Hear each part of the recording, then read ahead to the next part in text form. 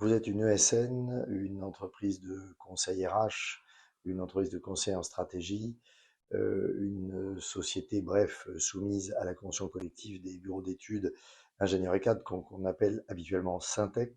Savez-vous que lorsque vous expatriez vos cadres vers des pays étrangers, en Europe ou hors d'Europe, vous avez l'obligation de continuer à cotiser en France, non seulement sur leur salaire français, mais sur leur salaire français augmenté des avantages en nature. Eh bien, très peu d'entreprises comme vous le savent. C'est un sujet que je connais bien et que je traite depuis 25 ans. Il est absolument impératif, quand vous envoyez vos expatriés à l'étranger, de bien prendre en compte cela. Vous devez cotiser à deux choses.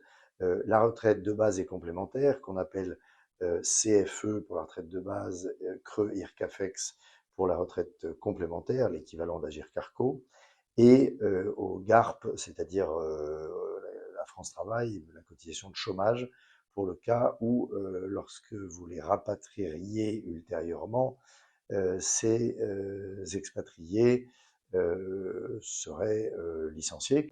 Si vous avez oublié de cotiser pour le GARP, eh bien, ils n'auront pas du tout de chômage. Alors, ça va de soi ce que je viens de dire si vous les expatriez pour 15 jours ou un mois, enfin, c'est même pas une expatriation, c'est un court détachement.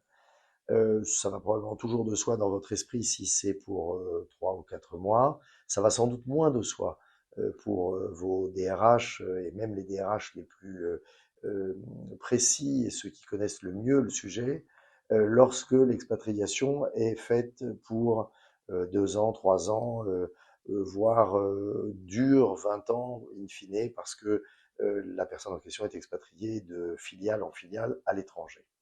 Donc n'oubliez pas cela, c'est une obligation, elle résulte de la convention collective, elle ne résulte pas évidemment de la règle de droit posée par le Code de la sécurité sociale, qui lui dit qu'on ne cotise que de manière territoriale, donc tant que les salariés sont en France.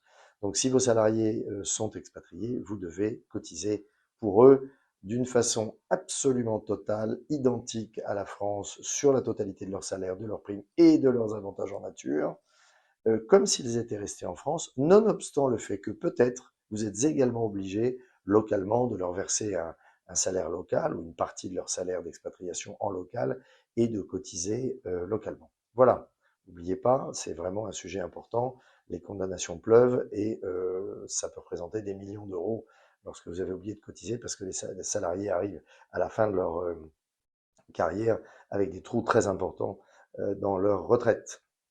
À bientôt.